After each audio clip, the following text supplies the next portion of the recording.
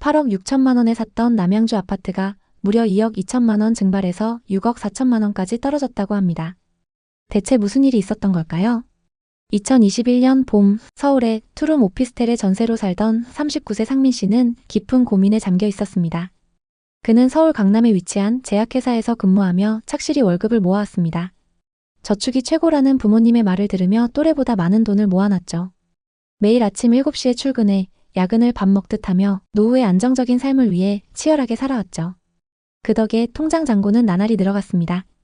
하지만 최근 들어 그의 마음속에는 뒤처지고 있다는 불안감이 자리 잡기 시작했습니다. 직장 동료들과의 술자리에서 들려오는 부동산 투자 성공담. 특히 몇 천만 원 단위의 적은 돈으로 큰 돈을 번 사례들은 그의 마음을 크게 흔들었습니다. 다들 집 한 채로 인생을 바꿨는데 나만 이렇게 저축하고 있을 순 없지. 상민 씨는 점점 강하게 확신하기 시작했습니다. 그는 이제 단순히 월급을 모으는 삶에서 벗어나 돈이 돈을 버는 새로운 세계로 뛰어들어야 한다고 생각했습니다. 그건 충동적인 생각이 아니었습니다. 몇 달간 쌓여온 불안과 기대, 그리고 주변의 성공 사례가 만든 결심이었습니다. 그 결심을 행동으로 옮기기 위해 본격적으로 움직였습니다. 퇴근 후 집에 돌아오면 휴식 시간도 없이 부동산 투자 공부를 했습니다. 주말이면 노트북을 켜고 온라인 부동산 카페와 블로그를 뒤지며 정보를 수집했습니다. 그는 시장 동향을 분석하며 자료를 정리했고 수도권 신도시의 입지 조건, 교통망 계획, 개발 호재를 꼼꼼히 메모했습니다. 그의 책상 위에는 부동산 관련 서적과 투자 노트가 쌓여갔고 스마트폰 메모장에는 지역별 시세와 호재 리스트가 빼곡히 적혔습니다. 상민 씨는 특히 남양주 다산 신도시에 주목했습니다. 8호선이 연장되면 교통이 뚫리고 서울과 가까운 신도시이기 때문에 크게 오를 거야.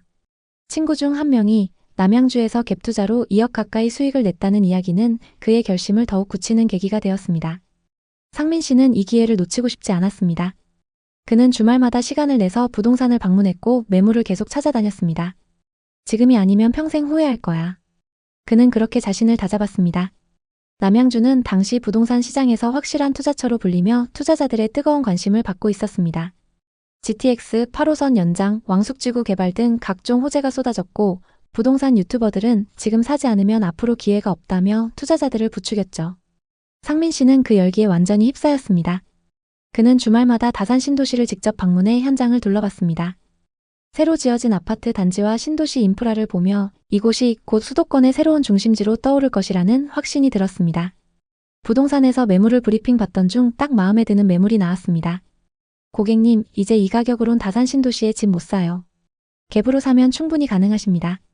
상민 씨가 선택한 아파트는 다산 신도시 다산동에 있는 2018년식 전용 82타입이었죠. 매매가는 8억 6천만 원이었습니다. 1년 반 만에 2억이 오르면서 이미 고점이라는 우려의 목소리도 있었지만 그는 이건 마지막 기회야, 조금 더 오를 거야 라며 망설이지 않았습니다.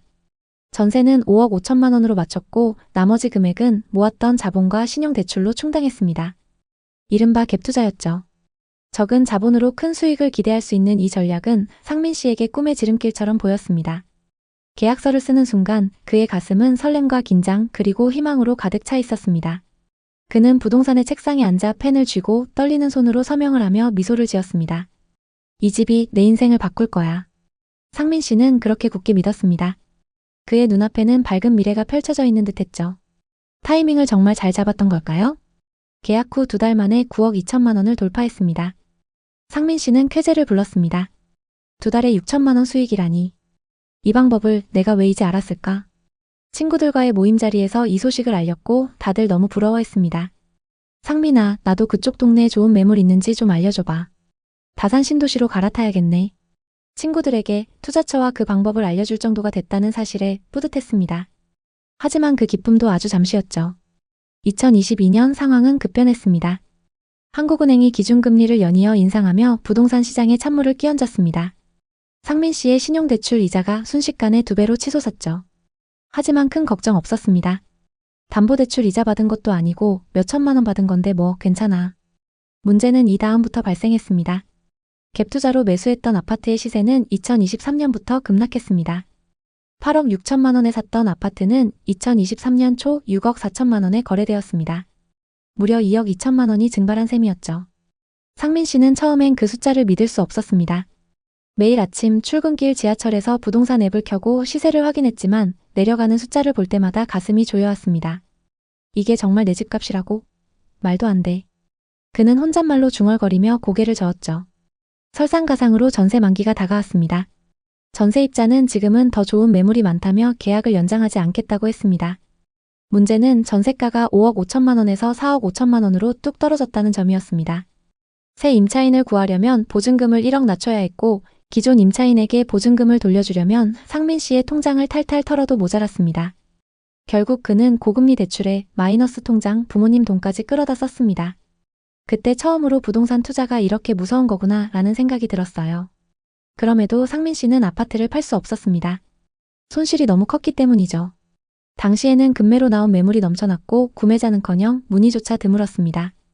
그는 부동산 중개사와 통화하며 상황을 점검했지만 돌아오는 대답은 늘 비슷했습니다. 지금은 기다려야 할 때예요. 그렇게 기다린 지 2년째, 현재 상민 씨는 매달 대출 이자를 내며 버티고 있습니다. 아파트를 처분하지 못했고 실거주로 들어가기에도 여건이 맞지 않았습니다. 그는 이제야 자신을 돌아보게 됐습니다. 한 번쯤은 저도 부동산으로 성공할 줄 알았어요. 다들 그렇게 돈 벌었고 안 하면 뒤처질 것 같았거든요. 그는 부동산 투자를 완전히 포기한 건 아닙니다. 다만 접근 방식이 달라졌죠. 다시 한다면 감당할 수 있는 자금으로 시작할 거예요. 호재나 유튜브 말만 믿지 않고 전세가율, 매물량, 금리 같은 숫자를 먼저 볼 거고요. 2025년 5월 상민 씨 아파트의 동일 평형이 7억 7천만 원에 거래됐습니다.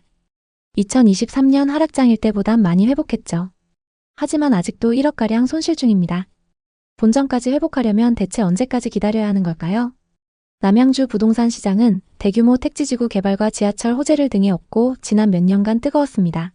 새롭게 개발된 다산신도시, 별내지구, 그리고 지하철 8호선 연장 소식 등으로 많은 투자자들이 몰렸던 곳입니다.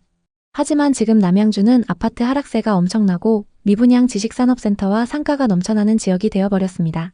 대규모 분양들이 한꺼번에 나왔는데 정작 그 물량을 받아줄 매수자가 없어 팔리지 않고 쌓여 있는데요. 급속도로 오르던 부동산에 힘입어 건설사들은 일제히 개발을 진행했습니다. 하지만 정작 일부 지역을 제외하고는 교통 인프라가 좋지 않아서 실제로는 불편해하는 사람들이 많습니다. 부동산 분위기가 급격히 안 좋아지면서 시장에 매물이 쌓이고 투자자들의 발길이 끊기자 가격은 급격히 하락하기 시작했습니다. 입지가 비교적 괜찮다고 하는 단지들도 최근 하락세를 피해가진 못했습니다. 와부읍 덕소리의 남양주 덕소 동부센트레빌 전용 84타입은 2021년 7월에 9억 2천만 원에 거래됐지만 이후 점점 떨어져 25년 3월에는 5억 6천만 원에 거래됐습니다. 3억 6천만 원, 즉 40% 가까이 하락했습니다.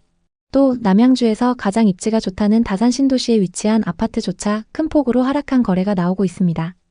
다산 신도시의 다산 한강 반도유보라 전용 84타입은 2020년 7월에 11억 3천만 원에 거래됐지만 이후 점점 떨어져 25년 3월에는 7억 6천만 원에 거래됐습니다. 무려 3억 7천만 원이나 하락한 건데요. 상승장일 때 남양주 지역은 많은 호재들로 주목받았습니다. 특히 개발업체들이 이 지역을 주목했고 대규모 아파트 단지와 상업시설을 세웠습니다. 당시 남양주에는 분양 열기가 엄청났습니다.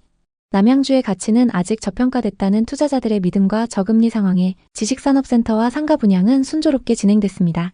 그렇게 화려하게 분양에 성공한 건물이 완공되고 이제 사람들과 기업이 몰려들 차례였습니다. 내부의 영화관과 대형 상가, 식음료 매장을 비롯해 기숙사까지 완비된 상태였으니 금세 북적북적해질 거라는 기대가 컸죠. 문제는 막상 준공 후 2년 반이 흐른 지금 전체 호실의 90%가 비어있다는 충격적인 소식이 들려오고 있습니다. 더 놀라운 건 분양은 완판됐으나 실입주는 전무하다는 현실입니다. 이미 주인이 있는 호실들이 텅 빈 채로 그대로 방치되는 것이니 분양가를 주고 샀던 투자자들로서는 대출 이자, 관리비 등 여러 부담을 떠안게 된 셈입니다. 지식산업센터와 상가만의 문제가 아닙니다. 상승장에서 남양주 다산 신도시와 별내지구에 있는 아파트들은 지역 주민들뿐만 아니라 외지인 투자자들까지 몰려들 만큼 인기가 높았습니다. 집값은 빠르게 상승하고 서울 못지않게 비싼 집들이 거래되면서 많은 이들의 관심을 끌었습니다. 그 당시 분위기는 마치 집값이 계속해서 오를 거라는 믿음 때문에 다들 기회를 놓칠까봐 급하게 거래에 나섰습니다. 대출을 받아 아파트를 구매하는 사람들이 많았고 그 시점에서 지금 아니면 벼락거지가 될 것 같은 불안감이 더욱 부추겼습니다. 하지만 시간이 흐르고 그 당시의 열기와 기대감은 점차 식어갔습니다. 남양주에서 집을 샀던 사람들은 예상과 다른 현실을 맞닥뜨리게 되었고 그동안의 상승세는 이제 더 이상 지속되지 않고 있습니다. 시장은 차갑게 식었고 집값은 급격히 떨어지기 시작했습니다. 남양주 아파트 가격은 얼마가 적당한 걸까요? 가장 먼저 지역에서 가장 고가에 거래됐던 아파트를 찾아보고 이 아파트는 현재 얼마까지 떨어졌는지 확인해 보겠습니다. 먼저 살펴볼 단지는 남양주시 와부 덕소리에 위치한 동부센트레빌입니다. 2006년식 1220세대 최고 20층입니다. 경의중앙선 덕소역 인근에 위치한 아파트입니다. 덕소 3폐 IC가 가깝고 한강변 접근성이 좋습니다. 그리고 초등학교를 품고 있는 초품화 단지입니다. 84타입이 21년 최고가 9억 2천만 원에 거래됐습니다. 그리고 최근 5억 4천만 원 선에 거래되면서 최고가 대비 3억 8천만 원 하락했습니다. 84타입의 2019년 말 거래 가격은 3억 8천만 원이었고 상승장일 때 5억 이상 상승했습니다. 그랬던 아파트가 최근 최고가 대비 3억 8천만 원 하락했습니다. 거래 내역을 자세히 한번 살펴보겠습니다. 21년 10월 덕소 동부 센트레빌 104동 1703호가 계약됐는데요. 84타입 기준 매매가 9억 2천만 원으로 이 아파트에서 가장 최고가에 거래됐습니다. 남양주에 거주하시는 분이 투자한 걸 확인할 수 있습니다. 그럼 현재 시세는 어떤지 확인해 보겠습니다. 최근 거래된 이력을 보면 17층 매물이 5억 4,500만 원에 거래됐습니다. 최고가 매물과 동일층 매물인데도 3억 8천만 원이나 하락했습니다. 정말 이 정도로 하락한 걸까요? 거래 내역을 자세히 살펴보면 이 매물은 거래가 취소된 걸 알 수 있습니다. 어떤 사정으로 거래가 취소됐는지는 알 수 없지만 등기 이전까지 되진 않았네요. 이후 11층 매물이 5억 4천만 원에 거래된 걸 보면 현재 중층 시세가 이 정도라고 보시면 될 것 같습니다. 타입도 동일하고 저층이 아닌데도 9억 2천만 원 대비 3억 5천만 원 이상 하락했습니다. 고점 대비 너무 많이 하락해서 매수 가격까지 회복하려면 시간이 꽤 걸릴 것 같습니다. 또 다른 아파트를 살펴보겠습니다. 다산 신도시에 위치한 다산 한강 반도유보라입니다. 앞서 살펴본 덕소 매물만큼 하락폭이 큰 아파트입니다. 2019년식 1261세대로 신도시 신축 단지인 만큼 임차 수요가 높습니다. 다산 중심 상권 접근성이 좋고 강변북로가 가까워서 서울 출퇴근이 용이합니다. 왕숙천과 한강공원이 가까워서 생활 인프라도 좋습니다. 22년 다산 한강 반도유보라 7407동 3003호가 계약됐는데요. 84타입 기준 매매가 11억 3천만 원으로 이 아파트에서 가장 최고가에 거래됐습니다. 이분도 역시 상승장 끝물에 매수하셨는데요. 소유자 현황을 보면 남양주에 거주하시는 분이 투자하셨습니다. 그럼 현재 시세는 어떤지 확인해 보겠습니다. 상승기 때 최고가 11억 3천만 원에 거래됐고 최근 22층 매물이 7억 7천만 원에 거래됐습니다. 최고가 대비 무려 3억 6천만 원이나 하락했습니다. 이렇게 많이 하락한 게 맞는지 자세히 한번 보겠습니다. 일단 최고가에 거래됐던 이력을 보면 7407동 30층 매물이고 최근 거래된 매물은 22층입니다. 최고가에 거래됐던 매물은 해당 동에서 가장 탑층 매물인데요. 최고가에 거래됐던 매물이 탑층 매물이기 때문에 일반 매물과 비교하기엔 무리가 있습니다. 같은 아파트 단지라고 하더라도 고층 매물과 저층 매물은 가격 차이가 심하게는 몇 억씩 차이 나는 경우가 있습니다. 이 아파트의 경우에도 탑층 매물은 저층 중층 매물에 비해 거래 금액이 높을 수밖에 없습니다. 그래서 여러분이 거래 금액을 비교하실 때는 동호수를 정확히 파악하신 후에 그것과 비슷한 매물하고 비교하시는 게 좋습니다. 최고가 매물이 탑층 매물이긴 하지만 22층이면 고층에 해당하는데도 고점 대비 3억 6천만 원이나 하락한 상황입니다. 현재 시세는 어떤 상황일까요? 지금 매물로 나와 있는 호가를 한번 확인해 보겠습니다. 현재 84타입 탑층 매물의 호가 시세는 11억입니다. 그리고 84타입 저층 매물의 호가 시세는 7억 9천만 원입니다. 탑층과 저층 매물의 시세가 3억 이상 차이 나는 걸 볼 수 있습니다. 그럼 이제 분양권 상태로 거래 중인 단지의 분위기를 살펴보시면 되는데요. 청약 당시 59타입 최고 경쟁률 8대1을 기록했던 남양주의 분양 아파트를 보겠습니다. 도심역 한양수자인 리버파인입니다. 84타입 기준 분양가 6억 6천만 원으로 주변 단지들 대비 비싸게 분양했는데요. 지금 분위기는 어떤지 한번 보겠습니다. 908세대의 이 아파트에는 지금 분양권 매물이 꽤 나와 있습니다. 분양가보다 높게 나와 있는 매물이 대부분인데요. 비인기 매물 중에는 분양가 그대로 나온 것도 있습니다. 84타입 기준 프리미엄이 5천만 원까지 높게 나온 매물도 있습니다. 다산이나 별내지구만큼 좋은 입지는 아니지만 한강변에 역을 끼고 있으면서 주변에 신축 아파트가 없기 때문에 신축 프리미엄이 붙어서 나오고 있습니다. 지금 남양주에는 분양권 매물이 다른 지역에 비해 적은 상황입니다. 특히 아파트 매물은 거의 없는데요. 분위기가 안 좋은 상황에서도 프리미엄이 붙는 이유는 신축 분양 아파트가 적기 때문인 걸로 보입니다.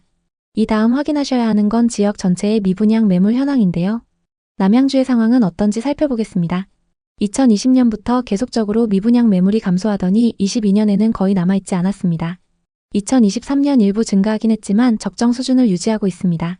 미분양 매물이 거의 없는 만큼 신축 아파트에 대한 분위기가 다른 지역에 비해 좋은 상황입니다. 다음 보셔야 하는 건 공급 물량입니다. 남양주에서는 2021년, 2022년 수요에 비해 공급이 많았습니다. 그치만 23년부터 신축 아파트 공급이 줄어들었고 향후 몇 년간은 공급이 적게 예정되어 있는데요. 공급이 적은 만큼 신축 아파트가 귀해지는 현상이 나타날 수 있습니다. 그렇게 되면 지금은 더딘 편이지만 가격이 급격하게 상승 전환될 수 있습니다. 앞서 살펴봤던 분양권 시세에 신축 프리미엄이 붙은 이유를 알 수 있을 것 같습니다. 지금 남양주의 전세 매매 가격 지수입니다. 매매 지수를 보면 계속적인 하락을 기록하고 있고 전세 가격 지수는 매매 지수보다는 양호합니다. 매매 가격보다 전세 가격의 증가폭이 눈에 띄게 높습니다. 그래서 현재 하락장에서보다 전세와 매매 가격 차이가 많이 좁혀져 있습니다. 남양주 부동산은 과거의 급등기를 지나 이제는 실수요자 중심의 시장으로 변하고 있습니다. 특히 실거주 목적의 수요가 늘어나면서 거품이 빠지고 있는 상황입니다. 일부 아파트 단지들은 저점을 다지고 있지만 지식산업센터와 상업시설의 공실, 교통 등 여러 요인들이 복합적으로 작용하고 있기 때문에 남양주 부동산 투자를 고려하는 사람들은 신중한 판단이 필요합니다. 남양주 부동산에 관심 있는 분들에게 도움이 됐으면 좋겠네요. 오늘도 영상 봐주셔서 감사합니다.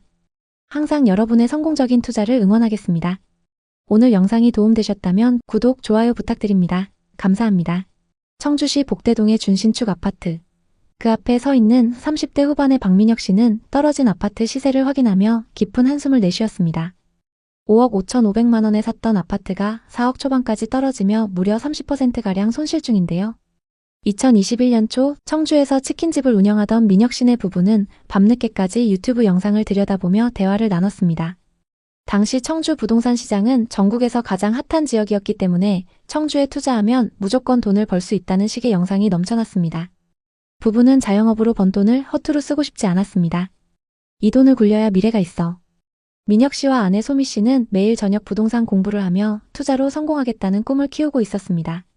그러던 어느 날 유튜브 알고리즘이 그들에게 운명처럼 한 영상을 추천했습니다. 화면 속 부동산 전문가는 청주의 가능성에 대해 얘기했습니다. 청주는 신성장의 중심지입니다. 테크노폴리스, 오송바이오폴리스, KTX, 청주공항, 지금이 마지막 기회예요. 영상은 대형 호재들로 가득 차 있었습니다. 청주 복대동의 대규모 주상복합 아파트는 2019년 3억대에서 2년 만에 7억대로 뛰었다는 사례도 나왔습니다. 복대동과 가경동은 물론 오송과 오창까지 수도권보다 저렴한 가격과 폭발적인 성장 가능성으로 주목받았습니다. 여보, 우리도 할 수 있지 않을까? 아내 소미 씨가 조심스레 물었습니다. 민영님은 고개를 끄덕였습니다. 그들은 이미 마음을 굳힌 상태였죠. 2021년 3월 부부는 청주 복대동에 위치한 2015년식 아파트 전용 84타입 매물을 5억 5,500만 원에 매입했습니다. 전세는 4억에 맞췄습니다. 갭은 1억 5,500만 원이었죠. 가격과 입지, 연식 등 여러 가지를 고려했을 때 최고의 선택이었죠. 치킨집을 운영해서 모은 돈 1억 2천만 원에 모자란 돈 3,500만 원은 신용대출을 받아 마련했습니다. 중개업자는 확신에 찬 목소리로 말했습니다. 이건 절대 떨어질 일 없어요. 청주는 이제 시작입니다. 부부는 설렜습니다. 이 아파트가 그들의 삶을 바꿀 것이라 믿었죠. 2년만 버티면 8억은 가볍게 넘을 거야. 드디어 우리도 집이 생겼어. 지금은 갭 투자이지만 오르면 팔고 더 좋은 집 사서 이사 가자. 그들은 부푼 기대를 안고 있었습니다. 당시에는 거래가 될 때마다 신고가를 기록했기 때문에 부부는 이미 돈을 번 것 같은 기분이 들었습니다. 계약 한 달 만에 동일 평형이 5억 7,500만 원에 거래됐습니다. 한 달 만에 2천만 원이나 올랐네. 진짜 대박이야. 이 정도면 우리가 치킨집에서 돈 버는 것보다 훨씬 나은데. 돈만 좀 더 있으면 한 채 더 사는 건데. 신고가 소식에 너무 행복했죠. 이 소식을 가족들과 지인들에게도 알렸습니다. 한 친구 부부는 민영님의 부부를 따라 옆 동네 아파트를 매수했습니다. 지금이라도 사길 진짜 잘한 거야. 돈 벌면 한턱 쏴. 그렇게 행복한 나날을 보내던 어느 날 부동산 시장에 미묘한 변화가 감지되었습니다. 한국은행이 기준금리를 연이어 인상하면서 대출 이자 부담이 커졌죠. 그에 따라 투자 수요가 급격히 감소했는데요. 또 뉴스에서는 부동산 시장 냉각이라는 단어가 심심치 않게 들려왔습니다. 하지만 부부는 크게 걱정하지 않았습니다. 괜찮아. 우리 집은 학교랑 중심상가가 가까우니까. 그리고 청주에 아직 호재가 많잖아. 그들은 부동산 커뮤니티의 말을 되새기며 자신들을 달랬습니다. 그러나 2023년 초 상황이 궁금해서 부동산에 들린 부부는 깜짝 놀랐습니다. 고객님, 24층 매물이 3억 7,500만 원에 거래됐어요. 지금 시장이 좀 빠지고 있습니다. 그래도 좀 기다려 보시죠. 곧 오를 거예요. 1억 8천만 원이나 빠졌다고? 1년 반 만에? 부부가 매입한 고층 매물의 시세는 이제 3억 후반에서 4억 초반 사이로 뚝 떨어졌습니다. 호가 시세도 1억 넘게 하락한 셈이었죠. 더 큰 문제는 전세였습니다. 기존 전세입자가 전세 계약 만료를 앞두고 연락을 해왔습니다. 저희 조금 더 싼 집으로 이사 가려고요.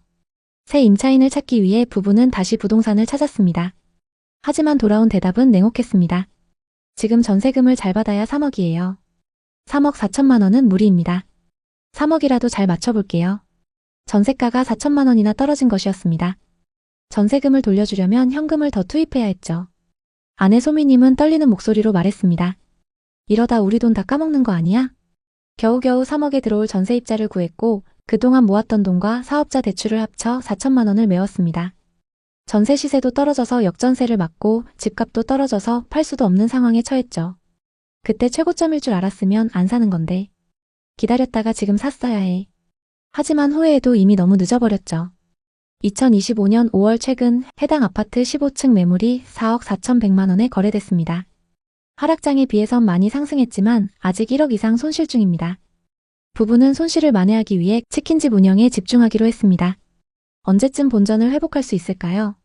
박민영님 부부의 이야기는 청주에서 유일한 사례가 아닙니다. 같은 시기 청주 곳곳에서 비슷한 사례가 많이 발생했습니다. 청주에서 과연 무슨 일이 있었던 걸까요? 청주 부동산 시장은 지방광역시를 통틀어서 가장 많이 상승한 지역으로 꼽히는데요. 2019년부터 시작된 상승세는 2021년 말까지 이어졌습니다.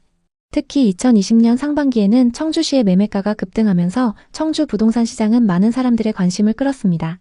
그러나 2022년을 기점으로 시세가 하락하기 시작했고 이 하락세는 금리 인상과 경제 불확실성의 영향을 받았습니다. 실제로 청주 아파트 매매가는 2021년 2월 최고가를 기록했으며 이후 약 1년 반 동안 30%가량 하락한 것으로 나타났습니다. 예를 들어 흥덕구의 주요 아파트들은 2021년 초 평균 7억 원에서 7억 5천만 원을 기록했으나 2021년 말에는 약 6억 원대로 거래되었습니다. 이는 금리 인상과 같은 경제적인 불안정 요소가 부동산 시장에 미친 직접적인 영향으로 분석됩니다. 또한 금리 인상과 대출 규제 강화가 청주 시장에 미친 영향은 특히 두드러집니다. 대출 금리가 증가함에 따라 주택 구매가 어려워졌고 이는 수요 감소로 이어졌습니다.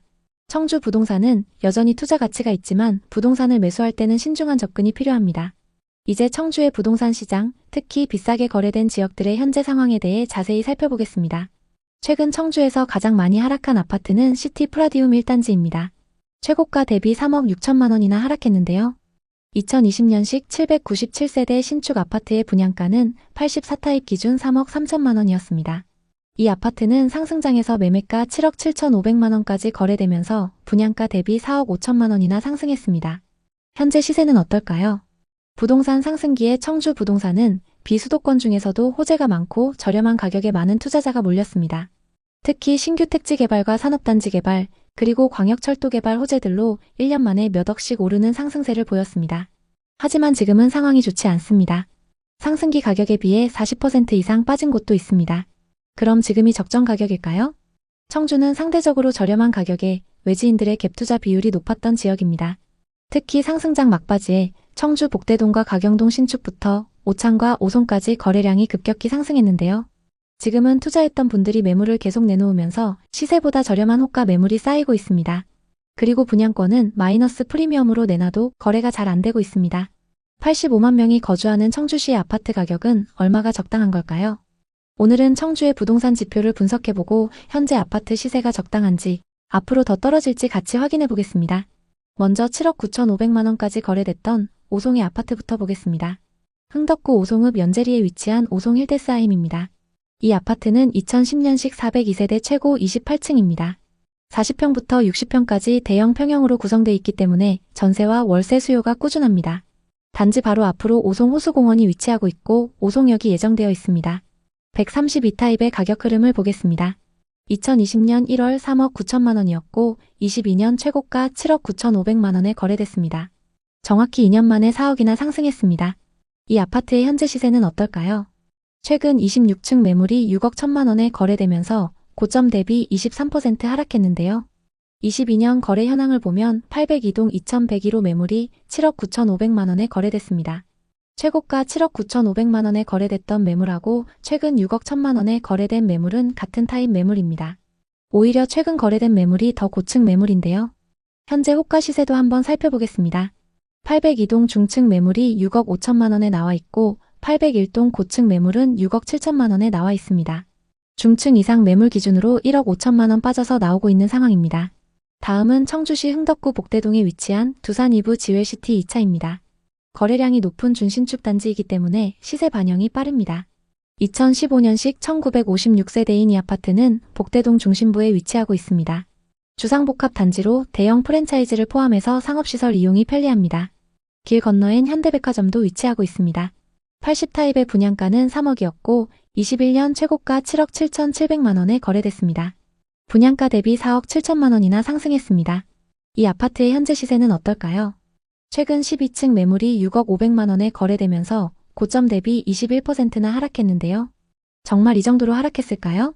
22년 거래 내역을 살펴보면 202동 2502호 매물이 7억 7천만 원에 거래됐습니다. 88년생 투자자가 상승장에 매수했습니다. 상승기 때 25층 매물이 7억 7천만 원에 거래됐었고 최근 12층 매물이 6억 500만 원에 거래되면서 21% 하락했습니다. 최고가에 거래됐던 매물은 25층 고층 매물인데 최근 거래된 매물은 12층으로 중층 매물입니다. 고층 매물 호가 시세로 고점 대비 얼마나 빠졌는지 확인해 보겠습니다. 204동 30층 매물은 6억 4,500만 원, 208동 32층 매물이 6억 5천만 원에 나와 있습니다. 고층 매물 기준 1억 2천만 원 하락해 있는 상황입니다. 다음은 청주의 분양 아파트 분위기를 살펴보겠습니다. 현재 분양권 시세는 어떨까요? 청주 오송에 위치한 오송역 힐스테이트입니다.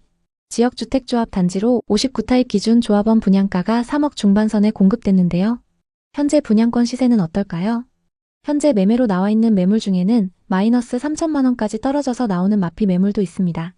현재 마이너스 P가 가장 크게 붙은 매물은 114동 저층 매물인데요. 분양가 3억 3,090만 원에서 3천만 원이 떨어져서 나와 있습니다. 이 아파트의 입주는 26년 하반기로 예정되어 있습니다. 다음은 최고 경쟁률 60대 1을 넘었던 월명공원 한라비발디 온더파크입니다. 84타입 평균 분양가는 4억이었습니다. 이 아파트는 874세대로 26년 상반기 입주 예정입니다. 현재 분양가보다 비싸게 나온 매물도 있고 마피가 붙어서 싸게 나온 매물도 있습니다. 그중 101동 13층 매물은 분양가 3억 9,890만 원에서 마피 1,500만 원이 붙어서 나와 있습니다. 입주 시기가 가까워지면서 프리미엄 금액이 어떻게 변하는지 지켜보시는 게 좋습니다. 다음은 미분양 매물 현황입니다. 청주에는 2020년부터 누적된 미분양 매물이 없었습니다. 2024년 상반기에 증가했지만 적정 수준을 유지했고 현재도 마찬가지입니다. 그럼 공급은 어떨까요? 청주에는 지금까지 수요에 비해서 공급 물량이 많았습니다. 특히 2023년과 24년에 수요보다 2배 많은 신축 아파트가 공급됐는데요. 2026년과 27년에도 많은 공급 물량이 예정되어 있기 때문에 구축 전세 가격이 흔들릴 가능성이 있습니다. 전세와 매매 가격 지수를 살펴보면 청주 모든 지역에서 전세 가격 상승폭이 눈에 띄는데요. 매매 지수는 하락과 보합세가 계속되면서 좀처럼 반등의 기미가 안 보이지만 전세 지수는 매매 지수와 다르게 그 상승폭이 계속 커지고 있습니다. 가격을 점차 회복하고 있는 신축 아파트들의 영향이 큰 상황입니다. 지역에서 상급지 아파트들이 상승세를 타게 되면 그 다음 입지도 자극받을 수 있는데요. 지금 청주에는 시세보다 저렴한 급매물도 나오고 있습니다. 신형 지웰시티 1차와 청주 하트리움 리버파크를 보겠습니다. 현재 고층 매물 중에서 시세보다 저렴하게 나온 매물이 있습니다. 흥덕구 복대동 지웰시티 1차 99타입은 최근 거래 금액이 6억 1천만 원에서 6억 5천만 원입니다. 현재 나와 있는 매물 중에서 101동 4층 매물이 6억에 나와 있어서 시세보다 저렴한 상황입니다. 특히 이 매물은 남동향 매물이고 16개 부동산에 내놨습니다. 보통 이런 경우 급매이기 때문에 호가 시세에서 금액 조율이 가능할 수 있습니다. 그리고 현재 임차인이 보증금 6천만 원, 월세 150만 원에 거주 중이기 때문에 월세를 끼고 투자가 가능합니다. 다음은 상당구 방서동에 위치한 청주 하트리움 리버파크입니다. 이 아파트의 84타입은 최근 거래 금액이 3억 7,500만 원에서 3억 9,500만 원입니다. 현재 105동 4층 매물이 3억 6,500만 원에 나와 있습니다. 현재 35개 부동산에 매물을 내놨고 공실인 상황입니다. 이 매물도 급매의 확률이 높기 때문에 호가에서 금액 조율이 가능할 수 있습니다. 지금 청주의 아파트를 보고 계신다면 앞서 소개해드린 매물들도 같이 검토해보시면 좋을 것 같습니다. 청주에 관심 있는 분들에게 도움이 됐으면 좋겠네요. 오늘도 영상 봐주셔서 감사합니다. 항상 여러분의 성공적인 투자를 응원하겠습니다. 오늘 영상이 도움되셨다면 구독, 좋아요 부탁드립니다. 감사합니다. 강원도 속초시 중앙동의 신축 주상복합 아파트. 그 앞에 서 있는 50대 중반 최성호 씨는 부동산 시세를 바라보며 깊은 한숨을 내쉬었습니다. 7억 5천만 원에 샀던 아파트가 4억대까지 떨어지며 무려 3억 이상 손해 중이었습니다. 이럴 줄은 정말 몰랐는데 내가 부동산 투자를 너무 쉽게 봤나? 며칠 전 뉴스에서 들려온 부동산 하락 소식과 규제 소식은 그의 가슴을 더욱 무겁게 짓눌렀습니다.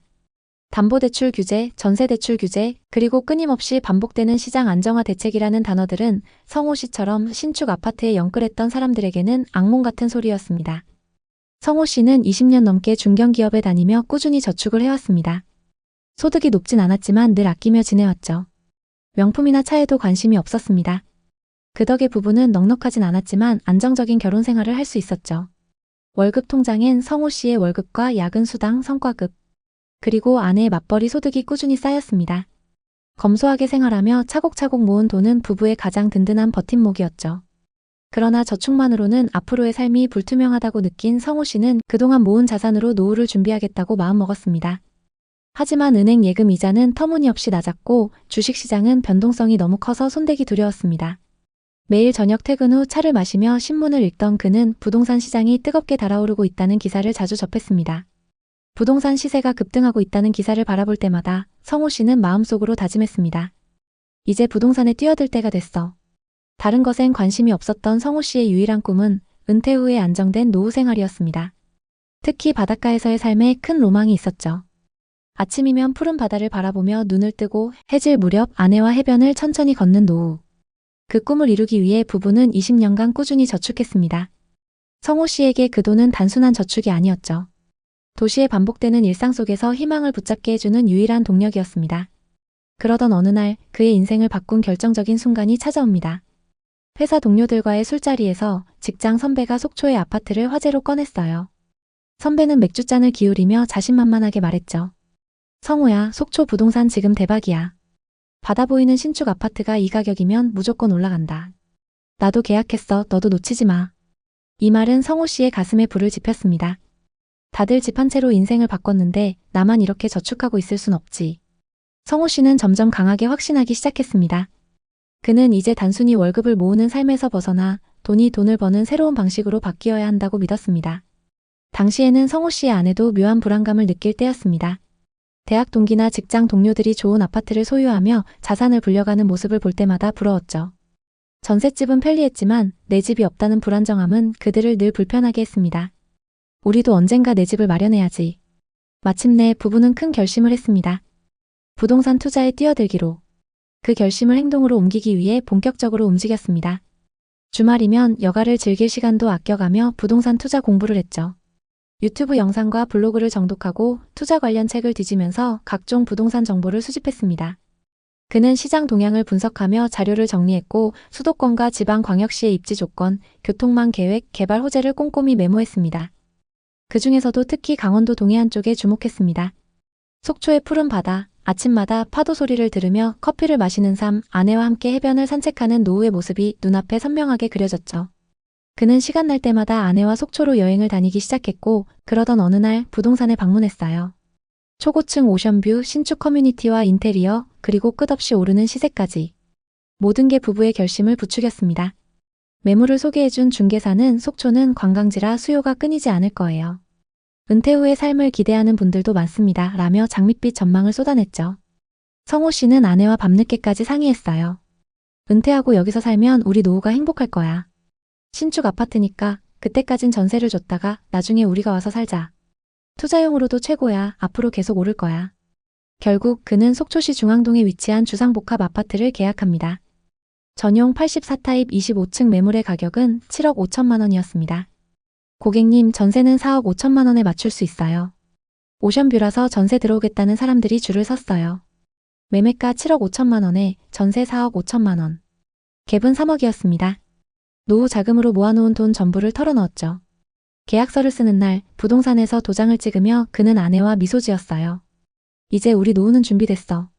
그는 속초 아파트를 보며 확신했죠. 이건 절대 실패하지 않을 투자야. 바다 보이는 신축 아파트가 떨어질 리 없어. 성호 씨의 감은 틀리지 않았습니다. 계약 후 반년이 채 되지 않았을 무렵 29층 매물이 8억 1,500만 원에 거래됐습니다. 여보, 6개월도 안 돼서 6,500만 원 올랐어. 내가 말했지, 여긴 10억까진 간다니까.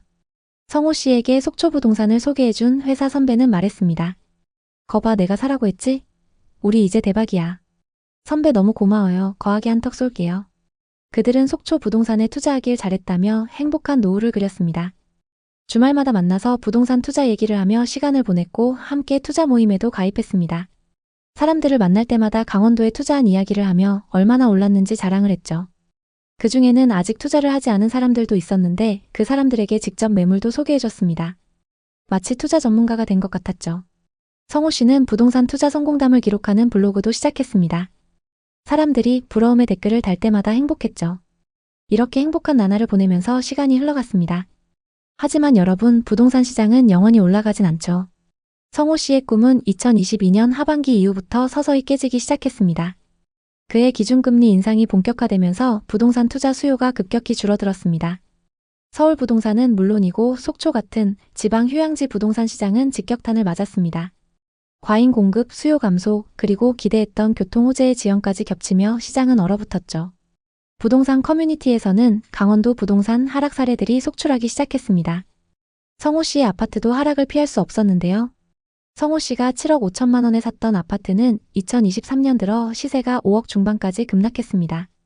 부동산에서는 말했죠. 5억 초반에 올려놔도 매수 문의가 거의 없어요. 요즘 거래가 너무 뜸합니다. 심지어 23년 말에는 33층 고층 매물이 5억에 거래됐습니다. 무려 2억 5천만 원의 손실을 떠안은 셈이었죠. 처음엔 일시적인 조정이겠지 라며 애써 마음을 다잡았지만 현실은 점점 더 냉혹해졌습니다.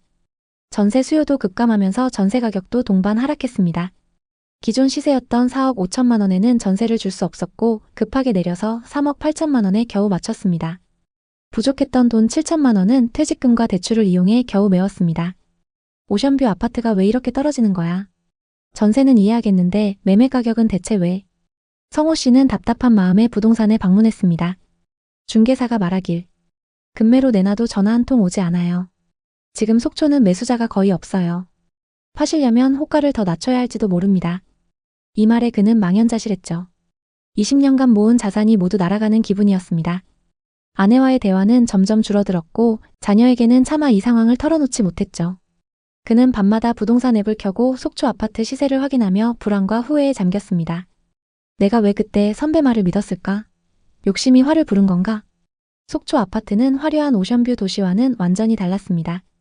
속초 해안가 일대는 신축 아파트와 상업시설 공사 현장으로 가득했지만 활기는 찾아볼 수 없었습니다. 새로 지은 아파트들은 입주가 더디고 생활형 숙박시설과 상가들은 텅 비어 있었습니다. 해변 근처의 카페 거리에 들어섰을 때 한적한 거리와 드문드문 보이는 관광객들만 마주쳤죠. 이게 내가 꿈꿨던 속초가 맞나? 그는 혼잣말로 중얼거렸습니다. 또 다른 부동산에 들러 물었습니다. 여기 왜 이렇게 조용한가요? 바다도 있고 신축 아파트도 많은데. 중개사는 고개를 저으며 답했습니다. 투자자들이 사놓고 실제로 안 들어왔어요. 서울이나 수도권에서 투자로 샀다가 공실로 두는 경우가 많죠. 실수요는 거의 없고 전세도 안 나갑니다. 속초의 부동산 시장은 과잉 공급의 늪에 빠져 있었습니다. 성호 씨가 매수한 아파트뿐만 아니라 다른 현장들도 급락한 상황이었죠. 지역 곳곳에서 반토막이라는 말이 괜히 나온 게 아니었습니다. 2025년 2월 성호 씨가 매수한 아파트의 실거래가 찍혔습니다. 27층 매물의 거래 금액은 4억 5천만 원. 7억 5천만 원에서 무려 3억이나 하락한 상황입니다. 이러다 정말 반토막까지 떨어지는 건 아니겠지? 도대체 언제까지 기다려야 하는 걸까? 속초와 강릉의 오션뷰 아파트는 2021년, 2022년 고점을 찍은 후 3에서 50%에 달하는 급격한 가격 하락을 경험했습니다. 특히 속초의 오션뷰 신축 아파트의 하락폭이 더 두드러지며 일부 단지는 반값 아파트라고 불리고 있습니다. 속초 동명동의 디오션 자이는 2022년 2월 전용 131타입 펜트하우스가 17억 4천만 원에 거래되며 강원도 최고가를 기록했습니다. 같은 시기 전용 84타입은 8억 2천만 원에 거래되었죠. 하지만 2023년 4월 최고층이 12억 8천만 원에 거래되며 약 5억 하락했고 2025년 현재 전용 84타입 매물은 5억 중반대에 머물며 고점 대비 39% 하락했습니다. 일부 매물은 5억 초반까지 내렸는데도 거래가 안 되고 있습니다. 초고가 오션뷰 펜트하우스만 하락한 게 아닌데요. 강릉 송정동의 강릉 아이파크는 바다 조망이 가능한 단지로 2022년 전용 84타입 매물이 6억 4,500만 원에 거래되며 2020년 2억 7천만 원 대비 3억 7천만 원 상승했습니다. 하지만 2024년 12월 같은 평형이 4억에 거래되며 고점 대비 2억 4천만 원 하락했습니다. 네이버 부동산에 따르면 현재 호가는 3억 중후반대에 형성되어 있습니다. 또 다른 사례입니다. 속초교동의 속초교동 시티프라디움은 오션뷰와 접근성을 내세운 단지로 2022년 3월 전용 84타입 매물이 5억 2천만 원에 거래되며 신고가를 기록했습니다. 이는 2020년 2억 7천만 원 대비 2억 5천만 원 상승한 금액이었죠. 하지만 2025년 1월 같은 평형의 매물이 3억 3천만 원에 거래되며 고점 대비 약 2억 하락했습니다. 네이버 부동산에 따르면 현재 호가는 3억 중후반대에 형성되어 있습니다. 강릉과 속초에서 2021년 이후 거래된 아파트를 보면 20% 이상이 서울 경기권에 거주하던 사람들이 매수한 물건인 걸 확인할 수 있습니다. 세컨하우스, 은퇴 후 거주 혹은 단기 투자를 목적으로 한 경우가 많았죠. 이들이 시장을 과열시키면서 지역 내 시세는 급등했고 강원도 땅값이 서울만큼 비싸질 것이라는 말까지 나왔습니다. 하지만 2022년 이후 금리가 인상되고 부동산 투자 열기가 식으면서 상황은 완전히 뒤바뀌었습니다. 예전엔 8억, 9억을 불렀던 아파트가 현재는 5억대로 뚝 떨어지거나 거래조차 되지 않는 사례가 속출하고 있습니다. 강릉시 교동에 위치한 롯데캐슬 시그니처는 2021년 전용 114타입 매물이 9억 2천만 원에 거래되며 지역 최고가를 기록했습니다. 분양가 5억 7천만 원에서 3억 5천만 원이나 상승한 가격이었죠. 하지만 2023년 같은 아파트의 5층 매물이 6억 3천만 원에 거래되며 고점 대비 2억 9천만 원 하락했습니다. 현재는 거래 자체가 거의 이루어지지 않고 있으며 호가는 여전히 높은 수준을 유지하지만 추가 하락 가능성이 크다고 전망하고 있습니다. 속초 역시 비슷한 상황입니다. 조양동의 양호내안의 오션스카이는 속초 해변 인근에 위치한 초고층 주상복합단지로 2021년 전용 84타입 매물이 6억 5천만 원에 거래되었습니다. 분양가 3억 8천만 원에서 2억 7천만 원 상승한 금액이었습니다. 하지만 최근 15층 매물이 3억 5천만 원에 거래되며 고점 대비 3억 가까이 하락했습니다. 또 다른 사례로 힐스테이트 속초 센트럴은 2022년 1월 전용 84타입 29층 매물이 8억 1,500만 원에 거래됐지만 2025년 1월 27층 매물은 4억 5천만 원에 거래되며 4억 이상 급락했습니다. 이러한 가격 하락은 강릉과 속초 부동산 시장이 외지인 중심의 투기적 매수로 과열되었음을 보여줍니다. 하지만 금리 인상과 시장 침체로 투자 수요가 위축되면서 가격은 급락했고 거래량마저 급감했습니다. 현재 강릉과 속초는 대규모 미분양 물량과 공급 과잉으로 추가 하락 가능성이 높은 상황입니다. 2020년부터 2022년 초까지 부동산 시장은 전례 없는 상승장을 기록했습니다. 서울 수도권은 물론이고 강원도 원주와 춘천, 그리고 속초, 강릉 같은 지역까지 집값이 폭등했습니다. 특히 속초의 경우 바닷가 초고층 아파트들이 해외 바닷가 부동산을 연상케 하며 최고가를 경신했습니다. 또 다른 사례를 보겠습니다. 예를 들어 속초 디오션 자이 전용 131타입 40층 매물은 2022년 2월 17억 4천만 원에 거래되었습니다. 같은 시기 전용 84타입은 8억 2천만 원에 거래되며 최고가를 찍었습니다. 강릉, 원주, 춘천 등 강원도 전역에서도 비슷한 현상이 벌어졌죠. 이 최고가의 배경에는 여러 요인이 있었습니다. 저금리로 인해 대출이 쉬워졌고 투자 열기가 과열되었습니다. 또 GTX 계획으로 강원도의 시간적 거리가 단축될 거라며 투자 수요가 몰렸습니다. 그리고 서울과 경기 지역의 고소득층이 강원도의 오션뷰 아파트를 세컨드하우스로 매입하며 가격을 끌어올렸습니다. 2021년부터 2023년 사이 속초 아파트 매수자 중 서울 거주자의 비중은 22%, 강릉은 17%에 달했습니다. 하지만 2022년 하반기부터 부동산 시장은 급격히 냉각되었습니다. 미국의 금리 인상, 국내 대출 규제 강화, 그리고 과열된 시장에 대한 피로감이 겹치며 집값은 하락세로 돌아섰습니다. 속초 디오션자이 아파트의 사례를 다시 보겠습니다. 2022년 2월 40층이 17억 4천만 원에 거래됐고 2023년 4월 43층이 12억 8천만 원에 거래되면서 약 5억 하락했습니다. 그리고 2025년 현재 거래가 거의 이루어지지 않고 있으며 호가는 22억에 나와 있습니다. 전용 84타입의 경우 2021년 8억 2천만 원에서 2025년 현재 5억의 매물로 나와 거의 반토막이 났습니다. 강릉과 속초의 오션뷰 아파트들은 대부분 비슷한 패턴을 보이고 있습니다. 강원도 지역별로 하락폭을 살펴보겠습니다. 속초는 최고점 대비 40% 이상 하락했습니다. 특히 오션뷰 아파트의 하락폭이 큽니다. 힐스테이트 속초 센트럴 전용 84타입은 2022년 8억 1,500만 원에서 2025년 2월 4억 5천만 원으로 40% 이상 하락했습니다. 강릉은 속초보다는 하락폭이 덜하지만 미분양 문제가 심각합니다. 강릉 오션시티 아이파크는 분양 당시 1순위 경쟁률 17대 1을 기록했지만 아직도 미분양 상태입니다. 그리고 춘천과 원주는 GTX 효과로 보합세를 유지 중이지만 매매 수요가 현저히 줄어들면서 전세가가 매매가를 웃도는 현상이 나타나고 있습니다. 강원도 동해안 지역은 미분양 문제로 몸살을 앓고 있습니다. 속초의 경우 오션뷰 아파트 절반 이상 미분양 상태인데도 앞으로 공급이 많이 예정되어 있습니다. 부동산 개발사들은 높은 땅값에 빌린 돈으로 사업을 시작했지만 분양이 되지 않으면서 자금난에 시달리고 있습니다. 일부 시행사는 부도위기에 몰렸고 이는 지역 경제에도 악영향을 미치고 있습니다. 앞으로 강원도의 전망은 어떨까요? 부동산 시장의 미래를 예측하기는 어렵지만 몇 가지 요인을 고려할 때 당분간 하락세가 지속될 가능성이 높습니다. 우선 공급이 너무 많습니다. 강릉과 속초에서 계획된 대규모 신규 분양은 수요를 초과하고 있습니다. 이는 분양가 하락 압력으로 이어질 것입니다. 그리고 아직까지 금리가 높은 것도 대출 부담을 가중시키며 부동산 수요를 억제하고 있습니다. 하지만 실수요자 입장에서는 지금이 오히려 기회일 수 있습니다. 분양가가 하락하고 미분양 물량이 늘어나면서 가격을 협상할 수 있는 상황이 되고 있습니다. 특히 세컨드 하우스를 고려하는 분들이라면 매매 대신 전세를 활용하는 것도 좋은 전략입니다. 예를 들어 속초 디오션 자이 전용 84타입 전세가는 약 3억 3천만 원, 힐스테이트 속초 센트럴도 3억 3천만 원 수준으로 비교적 괜찮은 가격대입니다. 투자를 고민하시는 분들이라면 급하게 매수에 나서기보다는 시장을 관망하며 가격이 안정화되기를 기다리시는 것이 좋습니다. 세컨드 하우스를 원한다면 앞서 말씀드린 것처럼 전세로 1, 2년 거주하며 시장 상황을 지켜보는 것이 현명한 판단입니다. 또 분양 사무실이나 부동산의 호객행위나 허위 매물에 속지 않도록 신뢰할 수 있는 정보를 꾸준히 확인하세요.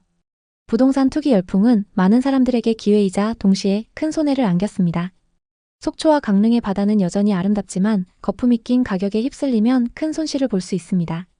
강원도 부동산에 관심 있는 분들에게 도움이 됐으면 좋겠네요. 오늘도 영상 봐주셔서 감사합니다. 항상 여러분의 성공적인 투자를 응원하겠습니다. 오늘 영상이 도움되셨다면 구독, 좋아요 부탁드립니다. 감사합니다. 10억까지 올랐던 호가가 6억 중반까지 하락한 모습을 본 영호 씨는 좌절했습니다. 내가 왜 그때 안 팔았을까? 올랐을 때 팔았어야 했는데 왜 그렇게 자신만만했지? 후회와 자책이 밀려왔습니다. 제주도에 투자했다가 큰 손해를 본 영호 씨는 지금 어떻게 됐을까요? 최영호 씨는 40대 후반 중견기업 부장으로 바쁜 일상을 보내는 가장이었습니다.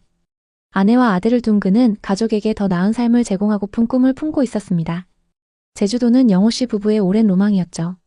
푸른 바다와 한라산의 장관, 여유로운 라이프 스타일은 그들의 마음을 사로잡았습니다. 매년 여름 제주로 휴가를 떠날 때면 여기서 살고 싶다며 얘기했죠. 2020년 이후 제주 부동산 시장이 뜨겁게 달아오르면서 그 꿈이 현실로 다가왔습니다. 영호 씨는 제주에 집을 마련하면 투자와 휴양, 은퇴 후 삶까지 모두 해결될 거라 믿었습니다. 당시 제주도는 타운하우스 열풍이 한창이었죠. 부동산 유튜버들은 제주는 대한민국의 하와이, 타운하우스는 무조건 대박이라며 시장을 띄웠고 온라인 커뮤니티는 지금 안 사면 기회 없다는 글들로 가득했어요. 중국인 투자자들이 대거 유입되며 가격이 치솟았고 서울의 고소득층 사이에서 제주 타운하우스는 투자 겸 휴양지의 상징으로 떠올랐습니다. 영호 씨는 퇴근 후 유튜브를 보며 제주 부동산 영상에 푹 빠졌죠. 서귀포시 중문의 오션빌리지 타운하우스가 눈에 들어왔습니다. 2층으로 된 고급 타운하우스 당시 분양가가 7억 8천만 원으로 서울 못지않게 비쌌습니다. 영호 씨는 아내와 심도 깊은 대화를 나눴습니다. 여보, 제주 타운하우스 지금 안 사면 평생 후회할 거야. 지금 투자해두고 나중에 은퇴하면 내려가서 살자. 아내는 처음엔 너무 비싸다며 망설였지만 영호 씨의 계속되는 설득에 결국 동의했죠. 투자도 되고 노후 생활로 딱이야. 부부는 모았던 돈과 주식에 투자한 돈 3억 5천만 원에 대출 4억 3천만 원으로 자금을 마련하기로 했습니다. 2021년 초 영호 씨는 오션빌리지를 7억 8천만 원에 계약했습니다. 계약서를 쓰는 순간 그는 가슴이 벅찼습니다. 드디어 제주에 우리 집이 생겼어. 이건 집이 아니라 우리 가족의 미래야. 아내도 미소 지으며 우리 노후를 제주에서 보내자. 최고의 선택이야 라고 말했죠. 가족 모두 설렘으로 가득했습니다. 계약 후 몇 달 제주 부동산 시장은 폭발적으로 상승했습니다. 2021년 중순 영호 씨의 타운하우스는 프리미엄이 붙었고 8억 4천만 원에 거래되며 최고가를 찍었고 호가는 10억까지 치솟았습니다. 부동산 커뮤니티는 열광의 도가니였죠. 제주는 끝없이 오른다. 중국인 자본이 계속 들어온다. 제주공항 확정되면 12억도 가능하다. 이런 글이 매일 올라왔습니다. 영호 씨는 중문 부동산에서 만난 직원의 말을 떠올렸어요. 중문은 제주 최고의 입지예요. 바다뷰, 관광지와 가깝고 글로벌 투자자들까지 몰려요. 이 타운하우스는 금덩이예요. 중개사는 외국인 투자자들, 특히 중국인들이 중문을 선호한다고 덧붙였죠. 영호 씨는 이 말을 듣고 더욱 확신이 생겼습니다. 그는 제주 타운하우스가 단순한 부동산이 아니라 글로벌 자산이라고 믿었죠. 부부는 제주도의 호재에 대한 유튜브 영상들을 보며 행복에 젖었습니다. 퇴근 후엔 제주 여행 계획을 세우며 우리 집이 거기 있으니까 공사하는 것도 볼 겸 근처에 가서 휴가를 즐기자며 웃었죠. 제주 부동산 커뮤니티에서는 제주도 집값이 계속 오르고 있다며 기대감을 공유했습니다. 영호 씨는 자신감이 넘쳤습니다. 내가 타이밍을 딱 맞췄어. 부동산 감각이 있나 봐. 그는 회사 동료들과 술자리에서 자랑했죠. 제주 타운하우스 샀는데 벌써 6천만 원 올랐어. 호가는 10억이야. 제주도 대박이지? 동료들은 부러워했고 영호 씨는 부동산 전문가라도 된 듯 뿌듯했어요. 그는 심지어 회사 후배들에게 투자 세미나처럼 조언까지 했죠. 이 성공의 환희는 영호 씨 부부를 자만으로 이끌었습니다. 이제 돈 걱정 없겠네 라는 생각에 소비가 늘었죠. 영호 씨는 GV80을 구매했고 아내는 명품 팔찌를 사며 우리도 좀 즐겨야지 라고 웃었습니다. 가족은 주말마다 비싼 식당에서 외식했고 아이 영어학원도 추가 등록했죠. 집값이 이렇게 오르는데 이 정도 소비는 괜찮아 라며 스스로를 합리화했습니다. 영호 씨는 신용카드 한도를 올리고 아내는 골프 레슨도 받았습니다. 그들은 타운하우스 상승분이 모든 지출을 커버할 거라 믿었습니다. 친구들에게 너희도 제주 타운하우스 사. 나처럼 대박 날 거야 라며 투자를 권유했고 일부 친구들은 영호 씨 말에 귀 기울였습니다. 그의 자신감은 하늘을 찔렀죠. 영호 씨는 내가 부동산으로 인생 역전했어 라며 꿈에 부풀어 있었습니다. 하지만 그것도 잠시였죠. 2022년부터 시장에 이상 기류가 감지됐습니다. 미국의 기준금리 인상 소식이 들리며 국내 대출 금리가 치솟았죠. 영호 씨는 우린 고정금리로 대출했으니 괜찮아 라며 불안을 억눌렀지만 마음 한구석은 불편했습니다. 회사에서 구조조정 소문이 돌며 보너스가 줄어들 가능성이 커졌고 월 이자 100만 원은 점점 무거운 짐이 됐습니다. 중국의 부동산 규제 강화로 중국인 투자자들이 제주 시장에서 빠져나갔고 타운하우스 수요는 급격히 줄어들었습니다. 영호 씨는 뉴스를 보며 불안이 커졌지만 중문 쪽은 다를 거야 라며 애써 부정했죠. 그는 서귀포 중문이 관광지로 워낙 유명하니 회복할 거라 믿었습니다. 2022년 가을 충격적인 소식이 날아들었습니다. 오션빌리지 같은 면적의 뒷동 매물이 5억 7천만 원에 거래되었다는 거였죠. 영호 씨는 거래 내역을 의심했습니다. 7억 8천만 원에 샀는데 5억 7천만 원? 2억 1천만 원 손해? 그는 다리에 힘이 풀려 소파에 주저앉았습니다. 이게 무슨 일이야? 아내도 창백한 얼굴로 말했어요. 우리 돈 다 날린 거야? 어떻게 해야 해? 부부는 밤새 잠을 이루지 못하고 한숨을 내쉬었습니다. 영호 씨는 가슴이 조여오며 숨쉬기조차 힘들었죠. 그는 매일 밤 악몽을 꾸며 잠에서 깼습니다. 부동산 중개소에 급히 전화했지만 중개사는 냉정하게 답했죠. 시장이 완전히 얼어붙었어요. 5억 중반 매물도 안 나가요. 금매로 내놓으셔도 손해가 클 겁니다. 커뮤니티는 절망의 목소리로 가득했어요. 제주도 이제 망했다. 타운하우스 투자한 사람들 다 망했네. 중문도 끝. 이런 글이 쏟아졌죠. 영호 씨는 매일 시세를 확인하며 가슴이 찢어졌습니다. 10억까지 올랐던 호가가 무너지는 모습은 악몽 같았죠. 내가 왜 그때 안 팔았을까? 왜 그렇게 자신만만했지? 후회와 자책이 밀려왔습니다. 과소비했던 기억이 떠오를 때마다 그는 머리를 쥐어뜯었습니다. 그때 차 안 사고 명품 안 샀으면 지금 이렇게 힘들진 않았을 텐데. 아내는 당신이 무리하자고 했잖아. 이렇게 될 줄 몰랐어? 라며 눈물을 흘렸고 영호 씨는 대답할 말이 없었죠. 아이는 아빠 우리 제주도 언제 가? 라고 물었지만 그는 가슴이 미어졌습니다. 한때 꿈의 상징이었던 타운하우스는 가족을 짓누르는 큰 짐이 됐죠. 영호 씨는 친구들에게 연락을 끊고 회사에서도 말이 줄어들었습니다. 그는 자신의 실패를 누구에게도 털어놓을 수 없었죠. 2023년 상황은 더 악화됐습니다. 타운하우스를 임대 놓으려 했지만 제주의 임대 수요가 급격히 줄어들었습니다. 관광객 감소와 제주 이주 열기 냉각으로 월세, 연세 문의가 뚝 끊겼죠. 영호 씨 부부는 타운하우스를 유지하기 위해 추가 대출을 받았습니다. 이자를 감당하려 생활비를 아껴봤지만 매달 이자 상환은 숨막히는 부담이었죠. 영호 씨는 야근과 주말 특근을 자처하며 수입을 늘리려 했지만 체력은 한계에 부딪혔습니다. 그는 점점 지쳐갔고 집에 돌아오면 말없이 TV만 바라봤죠. 아내는 아이 학원비를 줄이고 외식 대신 집밥을 준비하며 절약했지만 가게는 점점 쪼들렸습니다. 가족의 분위기는 어두워졌습니다. 아내는 우리 왜 이렇게 비쌀 때 샀지? 그냥 수도권으로 투자할 걸 그랬나? 라며 한숨을 쉬었고 영호 씨는 내가 다 잘못했어 라며 자책했습니다.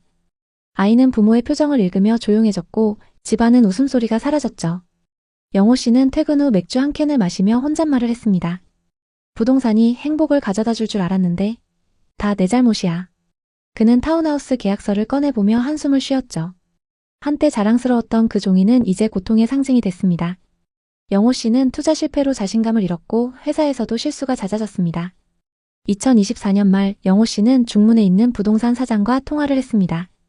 놀랍게도 오션빌리지 동일평형 매물이 6억 4천만 원에 거래됐다는 소식을 들었죠. 조금씩 오르는 건가? 그는 조심스럽게 제주 부동산 커뮤니티에 접속해봤습니다. 제주도 부동산 시장이 소폭 반등하고 있다는 글이 올라오고 있었습니다. 금리 인상 기조가 멈추고 제주 관광 수요가 회복되면서 신축 타운하우스에 임대 문의도 늘고 있다는 소식이 들렸죠. 중개사는 전화로 말했어요. 중문은 입지가 좋아서 회복이 빠른 편이에요. 조금 더 버텨보세요. 영호 씨는 이 소식에 희미한 희망을 품었지만 여전히 조심스러웠죠. 그는 과거의 자만이 얼마나 큰 실수였는지 뼈저리게 느꼈습니다. 영호 씨는 아내에게 소식을 전했습니다. 여보, 시장이 좀 나아졌대. 6억 4천만 원까지 올랐어. 아내는 담담히 답했죠. 그래도 7억 8천만 원까지는 멀었잖아. 손에 1억 4천만 원이야. 현실은 냉혹했지만 부부는 무너지지 않았습니다. 아내는 주말 카페 아르바이트를 시작했고 영호 씨는 프리랜서 프로젝트를 따내며 수입을 보탰죠. 부부는 서로를 다독이며 다시 일어섰습니다. 아내는 어느 날 말했어요. 우리 평범한 사람들이야. 잘해보려다 이렇게 됐지만 포기 안 하잖아. 영호 씨는 고개를 끄덕였습니다. 그는 과거로 돌아가도 같은 선택을 할지 모르지만 버티는 힘이 중요하다는 걸 깨달았죠. 2025년 7월 영호 씨는 서울에서 생활하며 제주 타운하우스를 보유하고 있습니다. 집값은 빠르게 회복하지 않지만 그는 매일 시세를 확인하지 않습니다. 조금씩 오르고 있다는 믿음과 가족이 함께 버티고 있다는 사실이 소중했죠. 아내는 집값이야 오르든 말든 우리가 건강하고 행복한 게 중요해 라고 말했습니다. 영호 씨는 아이가 웃는 모습을 보며 생각했죠. 이게 진짜 행복이구나. 그는 타운하우스를 팔지 않고 언젠가는 가족과 제주에서 시간을 보내길 꿈꿉니다. 제주 타운하우스 시장은 불확실성 속에 있습니다. 2020년, 2021년 열풍은 중국인 투자자와 서울 고소득층이 주도했지만 2022년 이후 금리 인상, 공급 과잉, 중국 규제로 큰 하락을 겪었습니다. 인기 지역도 최고가 대비 30% 이상 하락하며 투자자들에게 손실을 안겼죠. 2025년 일부 단지는 6, 7억대에 거래되며 소폭 반등했지만 거래량은 저조합니다. 제주의 강점은 관광과 교육 인프라입니다. 국제학교, 글로벌 기업 이전, 제주공항 확장 계획은 장기 호재로 꼽힙니다. 하지만 단기 투자 리스크는 큽니다. 금리 부담, 급매물 증가, 임대 수요 감소가 회복을 더디게 하죠. 다만 장기적으로 관광산업 회복과 개발 호재가 현실화되면 반등 가능성이 있습니다. 영호 씨의 이야기는 제주 부동산 시장의 급변을 보여줍니다. 상승장의 환희에 취해 자만하고 하락장의 충격에 절망했던 순간들은 많은 사람들에게 익숙할 겁니다. 지금이 기회다라는 외침 속에서 투자에 뛰어든 사람은 큰 리스크를 감수해야 합니다. 반대로 끝났다는 절망 속에서도 누군가는 기회를 준비하죠. 부동산은 장기적인 싸움이며 집은 투자 대상이기 전에 삶의 터전입니다. 영호 씨 부부는 후회와 깨달음을 안고 살아갑니다. 그들은 타운하우스를 포기하지 않았고 가족의 행복을 지키기 위해 노력하죠. 언젠가 집값이 고점을 회복할지 더 시간이 걸릴지는 모릅니다. 하지만 버티는 과정에서 그들은 더 강해졌습니다. 구독자 여러분, 영호 씨의 이야기를 어떻게 들으셨나요? 제주 타운하우스나 부동산 투자 경험이 있으신가요? 댓글로 이야기를 나눠주세요. 여러분의 댓글이 누군가에게 큰 깨달음이 될 수 있습니다. 구독과 좋아요도 잊지 말아주세요. 감사합니다. 강원도에 부동산 투자하는 거 어떻게 생각하시나요? 지난 상승장 강원도 원주와 춘천은 부동산 개발이 활발히 진행되면서 큰 인기를 얻었습니다. 하지만 어느 순간 시장이 급변하면서 크게는 수억 이상의 손해를 보게 됐습니다.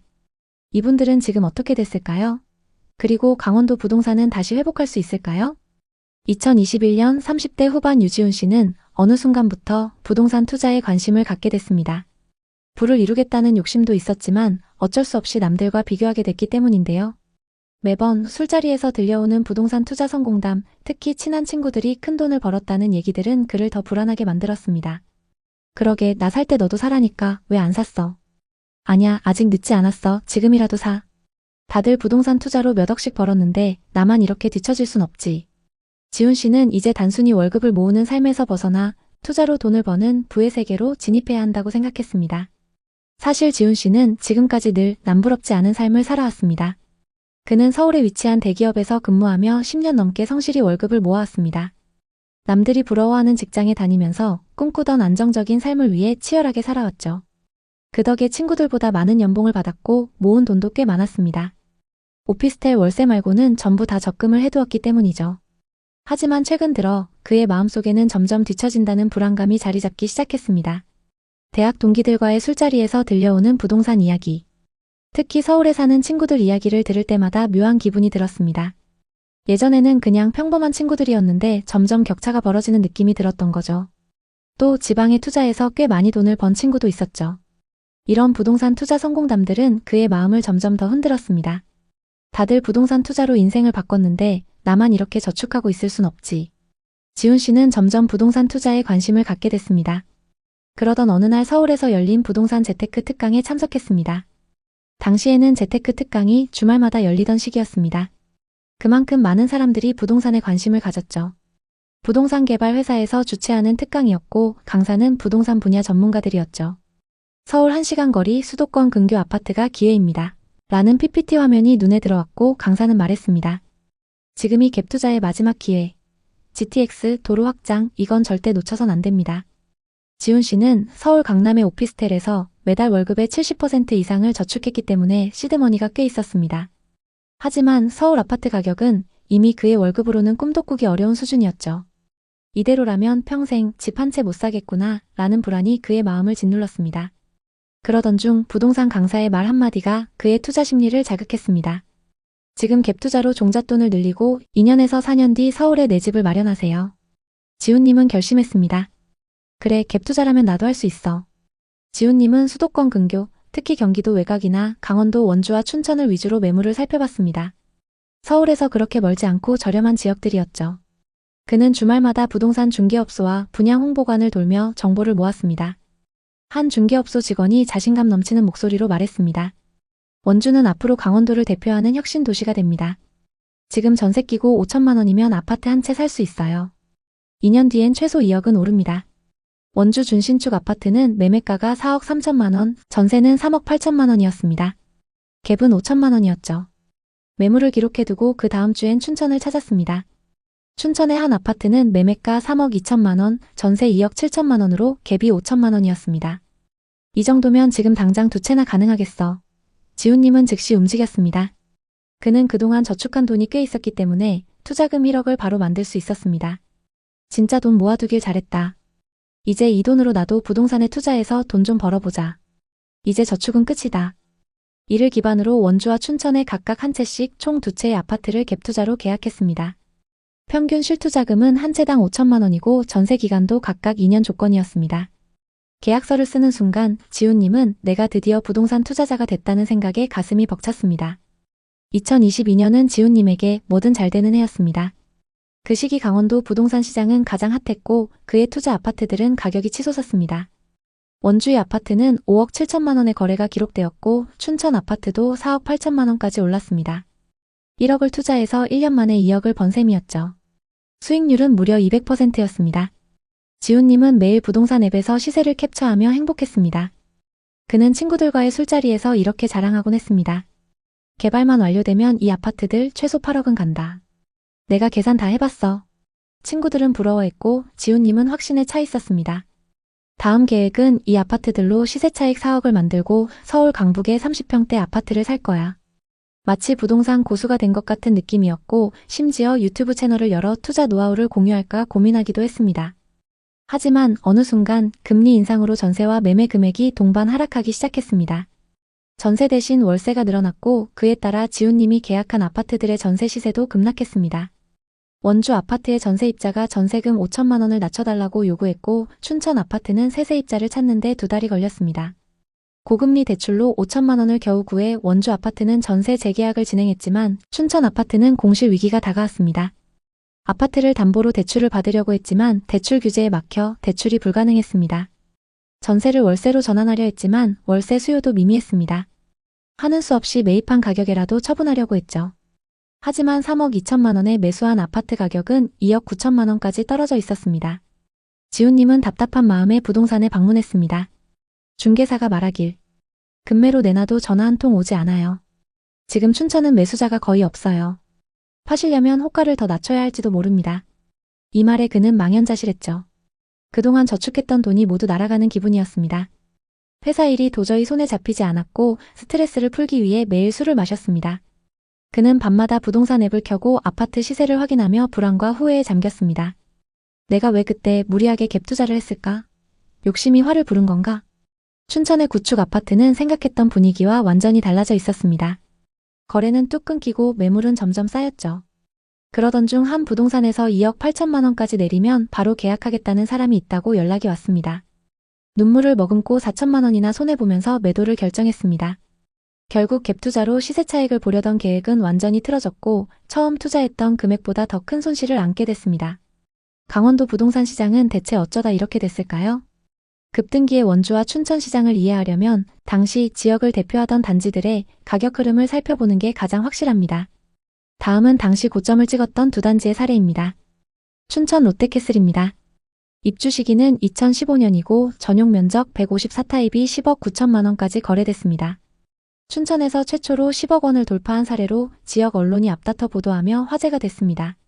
춘천에도 이런 가격이 가능하다는 상징적 거래였죠. 이 단지는 남춘천역 인근에 위치하며 롯데캐슬이라는 브랜드와 대단지 프리미엄을 앞세워 상승기를 주도했습니다. 당시 투자자들은 춘천이 서울처럼 변한다는 부푼 기대를 품었고 이 단지는 그 기대의 정점을 보여줬습니다. 다음은 원주 더샵 센트럴파크입니다. 입주 시기는 2021년이고 전용 면적 84타입이 2021년 7월 5억 9천만 원까지 거래됐습니다. 입주 직후 지역 최고가를 기록했습니다. 이 단지는 원주의 새로운 대장이라고 불리면서 투자 열풍을 이끌었습니다. 앞서 살펴본 두 개 단지는 2020년, 2021년 원주와 춘천의 상승기를 주도하는 아파트였습니다. 하지만 이후 조정장에서 엄청난 하락을 기록했습니다. 2022년부터 원주와 춘천 부동산 시장은 급격히 냉각되기 시작했습니다. 아파트 가격이 30% 이상씩 빠지기 시작했는데요. 2020년 2%대였던 주택담보대출 금리가 순식간에 5, 6%대로 치솟았습니다. 특히 갭 투자자들은 대부분 변동금리 대출을 이용했기 때문에 이자 부담이 두세 배로 늘어나는 충격을 받았습니다. 예를 들어 3억 원 대출의 연 2% 금리라면 연간 이자 부담이 600만 원이었지만 금리가 6%로 오르면 1,800만 원으로 껑충 뛰게 됩니다. 월세로 전환해도 이자를 감당하기 어려운 상황이 되면서 많은 투자자들이 매물을 내놓기 시작했습니다. 또 일부 시행사들이 땅값만 올려놓고 착공을 미루는 바람에 미분양 매물이 쌓였습니다. 원주에서는 혁신도시와 무실지구를 중심으로 미분양 물량이 눈에 띄게 늘었고 이는 시장의 기대감을 떨어뜨리는 요인이 되었습니다. 가장 큰 타격은 바로 호재의 지연이었습니다. 원주와 춘천의 부동산 열풍을 이끌었던 GTX 연장 논의는 정거장 위치와 노선 확정이 늦어졌고 착공 시점은 매년 뒤로 밀렸습니다. 여기에 첨단산업단지 같은 대규모 개발 프로젝트도 지연되면서 기대감이 빠르게 식었습니다. 공공기관 이전, 상업시설 유치, 문화시설 조성 등도 계획 대비 2, 3년씩 늦어졌습니다. 투자자들은 호재 실현이 멀어지자 손실을 감수하며 매물을 내놓았습니다. 2025년 4월 기준 원주와 춘천의 주요 단지들은 고점 대비 30%가량 하락했습니다. 일부 단지는 여전히 지역 내 브랜드와 입지의 힘을 보여주며 하락폭이 상대적으로 작지만 입지가 조금 떨어지는 단지들은 하락 이후 회복이 불가능한 상황입니다. 지금 원주와 춘천의 미분양, 공급 물량, 가격 지수를 한번 살펴보겠습니다. 원주는 2024년 하반기 약 2,000세대였던 미분양 물량이 2025년 1,000세대 미만으로 줄었습니다. 하지만 아직은 평균치보다 많이 쌓여 있습니다. 춘천은 2020년 이후 미분양이 거의 제로에 가까웠지만 최근 소폭 증가했습니다. 공급 물량을 보면 원주는 2025년 입주 예정 물량이 평년 대비 3배에 달합니다. 특히 관설동과 방곡동의 신축 아파트가 대거 들어서면서 가격 하방 압박이 클 수 있습니다. 다만 2026년 이후 공급이 급감할 전망이어서 이 시기를 넘기면 반등 가능성이 있습니다. 춘천에는 2027년, 2028년 공급 공백이 예상됩니다. 이 시기에 준공된 신축 아파트는 희소성 프리미엄을 누릴 가능성이 높습니다. 전세와 매매 지수를 보면 원주는 최근 전세 지수가 반등하며 안정적인 가격대를 형성하고 있습니다. 특히 혁신도시 주변에서 전세 수요가 살아나고 있습니다. 춘천은 전세와 매매 지수가 동반 반등 중입니다. 남춘천역 온이동을 중심으로 수요가 재집중되고 있습니다. 원주와 춘천 부동산에 접근하려는 분들께 실수요자든 투자자든 반드시 점검해야 할 부분을 말씀드리겠습니다. 먼저 입지를 세분화하셔야 합니다. 특히 도심과 역세권에 집중할 때입니다. 수요는 이제 역세권과 도심 중심부로 재집중되고 있습니다. 외곽 지역은 회복 속도가 느릴 가능성이 높습니다. 춘천은 남춘천역 주변, 원주는 혁신도시와 원주역 인근 단지를 우선 검토하세요. 그리고 매물이 줄어드는 시점을 노려보시는 게 좋습니다. 원주에서는 2025년, 2026년 대규모 입주 물량이 잘 소화되는지 지켜보세요. 공급 과잉이 해소된 이유가 매수 타이밍일 가능성이 높습니다. 춘천은 2027년 이후 공급이 없기 때문에 지금부터 차근차근 신축 아파트 급매물 시세를 파악해 보시는 게 좋습니다. 원주와 춘천은 수도권 대체 주거지로 주목받았습니다. 하지만 2020년, 2021년처럼 사면 무조건 오른다는 공식은 더 이상 통하지 않습니다. 이제는 숫자와 흐름을 읽어야 할 때입니다. 현재 금리 안정화와 전세지수 반등으로 저점이 형성되고 있지만 급격한 상승은 어렵습니다. 다만 원주는 2026년 이후 공급 해소로 안정화 가능성이 높고 춘천은 2027년 공급 공백 구간에서 신축 프리미엄이 부각될 수 있습니다. 또 GTX 개통 여부가 핵심입니다. 이 호재가 현실화되면 두 도시는 수도권 외곽 도시로서 확실한 입지를 다질 가능성이 큽니다. 투자자든 실수요자든 매수를 고민하신다면 전세가율이 안정적으로 유지되고 있는지 금리 변동 시 대출 이자를 부담할 수 있는 상황인지 정확히 판단해 보셔야 합니다. 강원권 부동산은 이제 호재를 기대하면서 단기간의 수익을 노리기보다는 장기적인 관점으로 충분한 리스크를 고려해야 하는 투자처입니다. 또 원주와 춘천 부동산은 단기적인 호재나 뉴스에 가격이 많이 휘둘리고 있습니다. 이 지역들의 하락 사례는 홍보성 광고와 가짜 뉴스를 구분하고 시장의 흐름을 분석하는 것이 얼마나 중요한지를 보여줍니다. 결론적으로 강원도 원주와 춘천의 부동산 시장은 당분간 하락이나 보합세를 이어갈 가능성이 크기 때문에 시장 변화가 나타나는 시점을 차분히 기다리는 것이 좋을 것 같습니다. 기다리시면서 관심 있는 단지의 시세 변화를 계속 살펴보시는 걸 추천드립니다. 원주와 춘천 부동산에 관심 있는 분들에게 도움이 됐으면 좋겠네요. 앞으로도 강원도를 포함한 부동산 시장의 최신 흐름을 빠르고 정확하게 전달하겠습니다. 오늘 영상이 도움이 되셨다면 구독과 좋아요 부탁드립니다. 여러분의 성공적인 부동산 투자를 항상 응원합니다. 감사합니다. 시흥 백오신도시의 신축 아파트. 그 앞에 서 있는 40대 가장 이현수 씨는 떨어진 집값을 보며 한숨을 내쉬었습니다. 호가 9억까지 올랐던 아파트가 5억대까지 떨어지며 엄청난 손해 중이었습니다. 아니, 어떻게 한순간에 이렇게 돼? 백오신도시는 무조건 오른다고 했는데 최근 들려오는 부동산 규제 소식은 그의 가슴을 더욱 무겁게 짓눌렀습니다. 대출 규제, 세금 규제, 갭투자 금지 등의 소식들은 현수 씨처럼 신축 아파트에 영끌했던 사람들에게는 최악의 소식이었습니다. 수억의 손해로 절망에 빠진 현수 씨에게 무슨 일이 있던 걸까요? 평범하게 맞벌이 부부로 살아온 지 어느덧 10년이 되어가는 현수 씨네 부부. 사실 부부는 그동안 투자엔 관심이 전혀 없었습니다. 적어도 부동산 폭등이 일어나기 전까진 말이죠. 둘 다 공무원으로 안정적인 월급을 받아왔고 퇴직 후에는 연금을 받으며 살 생각에 부동산이나 주식 투자는 일절 손을 대지 않았죠. 오히려 돈돈거리며 돈을 쫓는 사람들을 이상한 사람이라고 생각하며 지내왔습니다. 그렇게 부부는 소득이 엄청나진 않았지만 맞벌이로 열심히 살아가고 있었습니다. 하지만 2020년 이후부터 점점 다른 사람들에 비해서 뒤처지고 있다는 느낌을 받았습니다. 가족 중에 부동산 투자로 돈을 크게 번 케이스가 있었고 처음엔 단순히 부럽다는 생각이 들었지만 점점 시기와 질투를 느끼게 됐습니다. 그때부터 부부는 부동산에 대해 조금씩 관심을 갖게 됐고 전세 대신 집을 사는 것에 대해 진지하게 고민하기 시작했습니다. 그러던 어느 날 부부는 때가 왔다는 걸 느꼈습니다. 전세금도 계속 오르고 우리도 집을 사야 하지 않을까 싶어. 아내 윤희 씨의 말에 현수 씨도 고개를 끄덕였습니다. 당시 전세로 거주하던 아파트의 전세 시세가 2년 만에 1억 5천만 원 이상 오를 정도로 전세 시세가 폭등하고 있었습니다. 이 정도면 그냥 집을 사는 게 낫겠어. 특히 주변 지인들의 지금 아니면 집 못 산다는 말들이 부부의 마음을 흔들었습니다. 직장 동료와 지인들이 부동산 투자에서 돈을 벌었다는 소식이 매일같이 들리자 그들은 결심했습니다. 이제 우리 집을 갖자. 2021년 초 부부는 부동산 앱을 뒤지며 집을 찾았습니다. 서울이나 광명은 이미 불가능한 가격. 그러던 중 눈에 들어온 곳은 시흥 백오 신도시였습니다. 신도시라 깔끔하고 바닷가도 가깝고 전철도 곧 생긴다던데 지인의 말에 귀가 솔깃했습니다. 백옷은 서울보다 훨씬 저렴했고 신도시라는 단어가 부부의 가슴을 뛰게 했습니다. 투자하기 전에 꼼꼼하게 점검을 했습니다. 부동산 투자 커뮤니티와 블로그, 유튜브를 뒤지며 온갖 정보를 모았습니다. 호재도 너무 많았고 가격도 계속 오르고 있었습니다. 더 늦으면 기회를 놓칠 것 같아서 빠르게 결정을 내렸죠. 그들은 백오동에 있는 2017년식 아파트의 84타입 17층을 골랐습니다. 2021년 초 7억 7천만 원에 계약을 진행했습니다.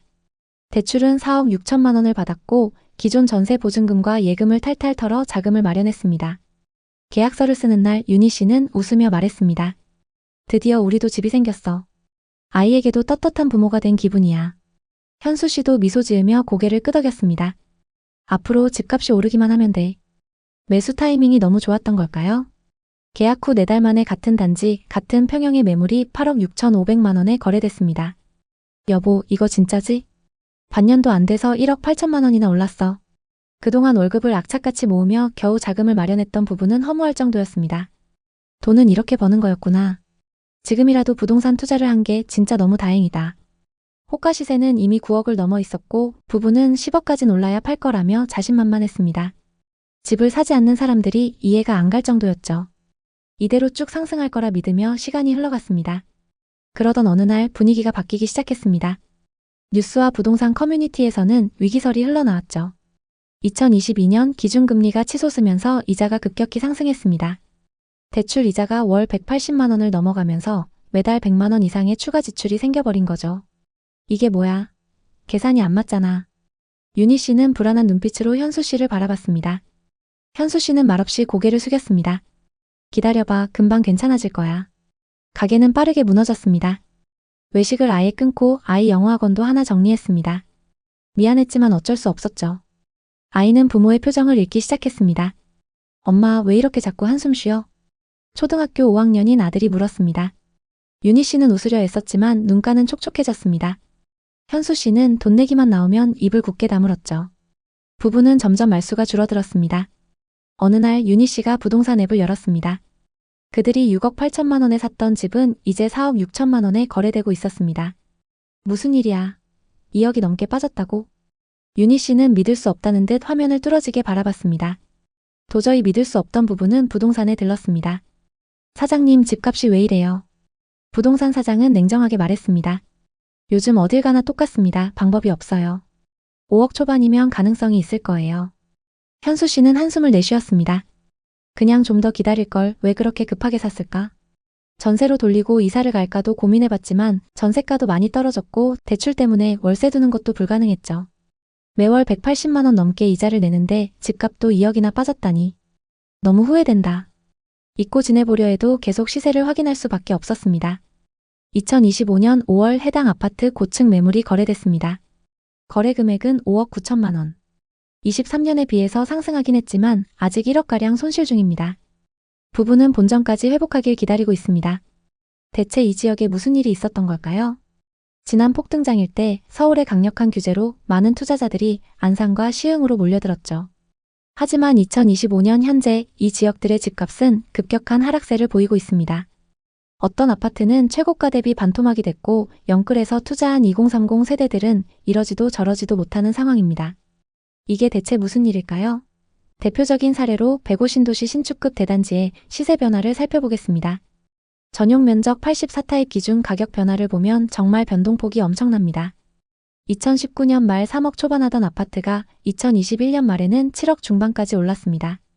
하지만 최근 동일 타입 매물이 4억대까지 떨어지면서 3억 넘게 하락했는데요.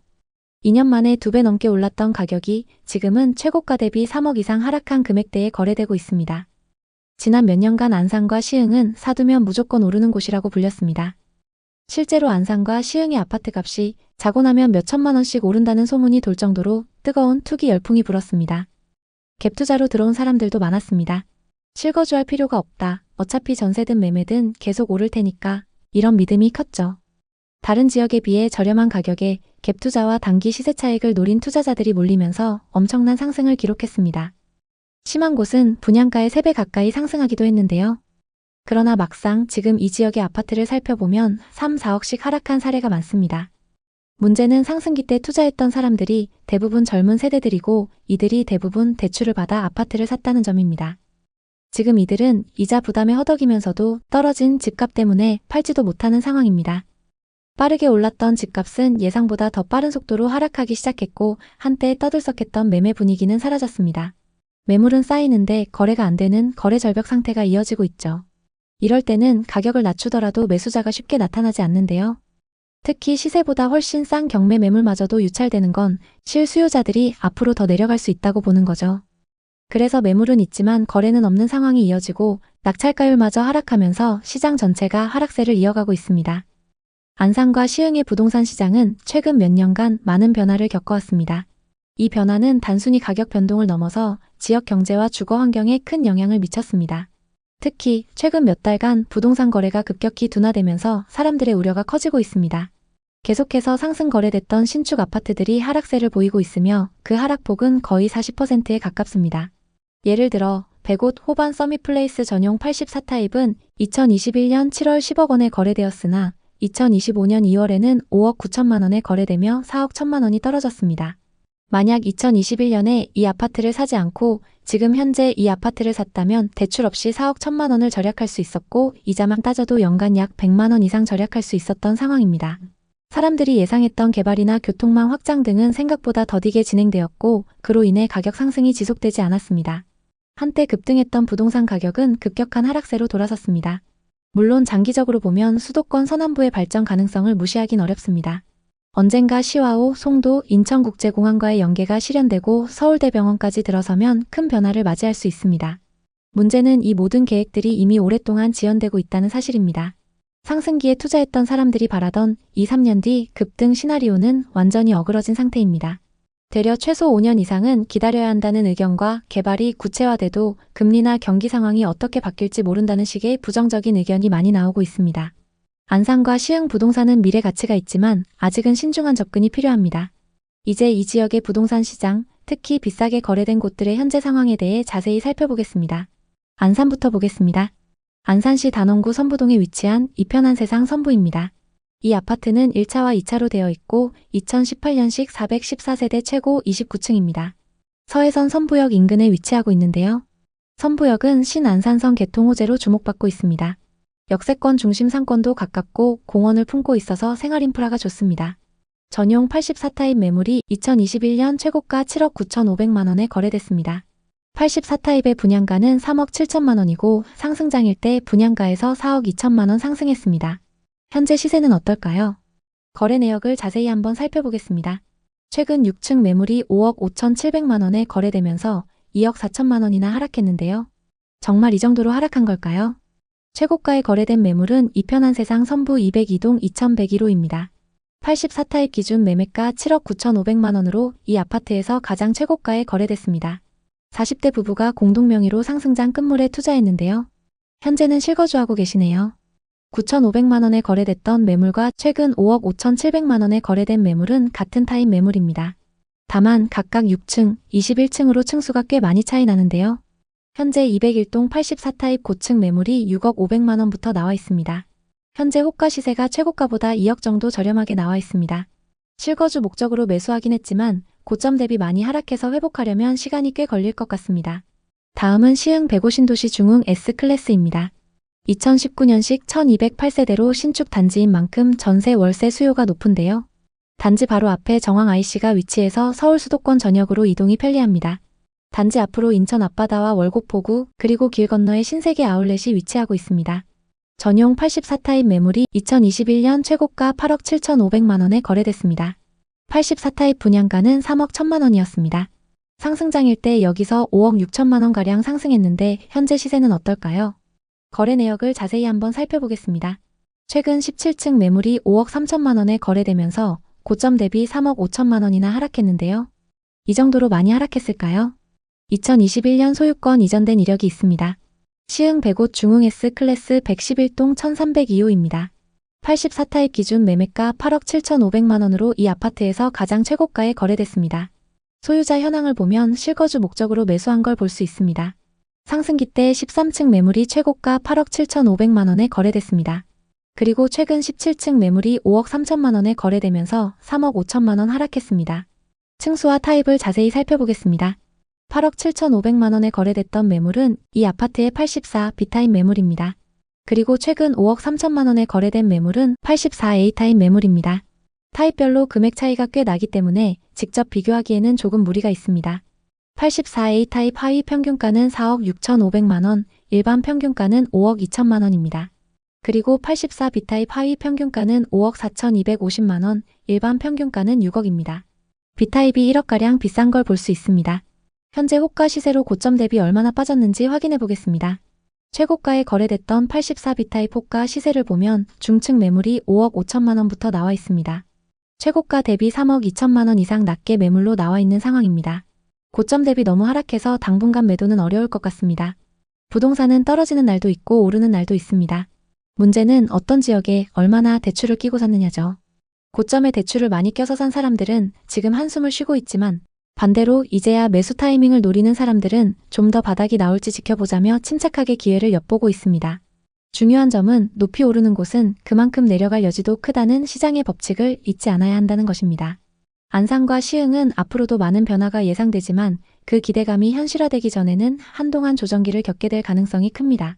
만약 이곳에 이미 거주하고 계시다면 생활 인프라를 최대한 활용하며 생활하시는 게 낫고 투자 목적으로 접근을 고려하는 분이라면 아직 불확실성이 크다는 점을 염두에 두고 꼼꼼히 체크하시길 바랍니다. 어느 시점엔 수익 기회가 될 수도 있으나 그때가 지금이라고 단언하기는 어렵습니다. 결론적으로 갭투자 열풍이 휩쓸고 간 자리엔 공실과 미분양 그리고 하락한 매물들만 남을 수 있다는 사실을 안산과 시흥 부동산이 잘 보여주고 있습니다. 한번 충격을 받으면 회복에 오랜 시간이 걸리고 개발 악재가 겹치면 악순환에 빠질 수 있습니다. 부동산 투자의 가장 큰 교훈은 상승이 큰 곳일수록 거품도 빨리 꺼질 수 있다는 점 아닐까요? 안산과 시흥 부동산에 관심 있는 분들에게 도움이 됐으면 좋겠네요. 오늘도 영상 봐주셔서 감사합니다. 항상 여러분의 성공적인 투자를 응원하겠습니다. 오늘 영상이 도움되셨다면 구독, 좋아요 부탁드립니다. 감사합니다.